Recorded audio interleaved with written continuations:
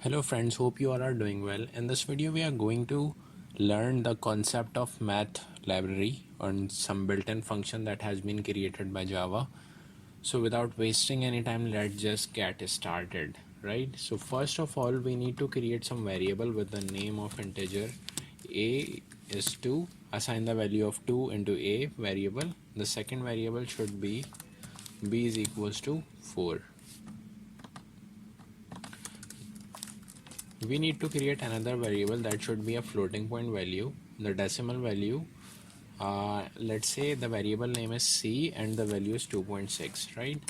Now first thing first, you just have to print the SOUT system.out.println, and here you have to write the maximum value that we are going to use the built-in function of a maximum right here. What if I just put here as Math.max? So it will just ask me two numbers, let's say a comma b. It will compare both these two numbers, and which one is bigger, it will show me the answer.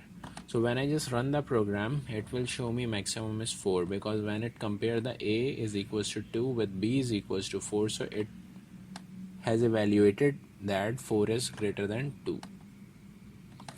Now on the second line, let's say we need to find out the minimum value of any number between the two numbers. Let concatenated use the Math.min function right here and pass the two variables over here as a comma b.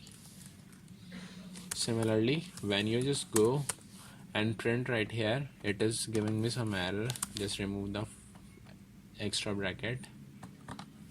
On the third line, you just print the system.out.println, and here we are going to print the sqrt function, right? So sqrt means a square root function.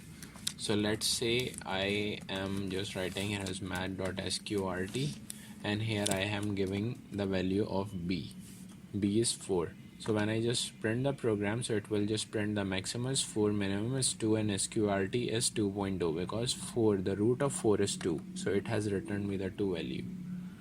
Alright, on the next line we are going to use the absolute value. So what is the absolute value? Let's say the double c is equals to minus 2.6. So the operation of the absolute makes it the positive value. So when I just write here as absolute, and I just use Math.abs. abs is a short form of absolute value. Pass the variable name as c right here.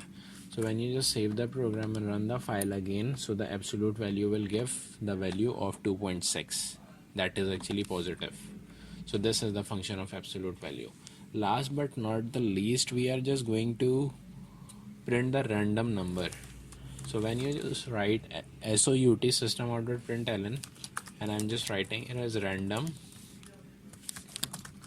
write math function right here and put the function name as random over here. So if I just run the program right now, it will show you the random number as decimal value, right? So it will just print every time the value between 0 and 1. So when I just multiply it with 100 and save the program and run the file, so it will show me the value between 0 to 100. So it is giving me 81.74 right now. Similarly, when I just run the program again, so the value becomes changed, 98.11. So in this video we have discussed some built-in function of mathematics like math library.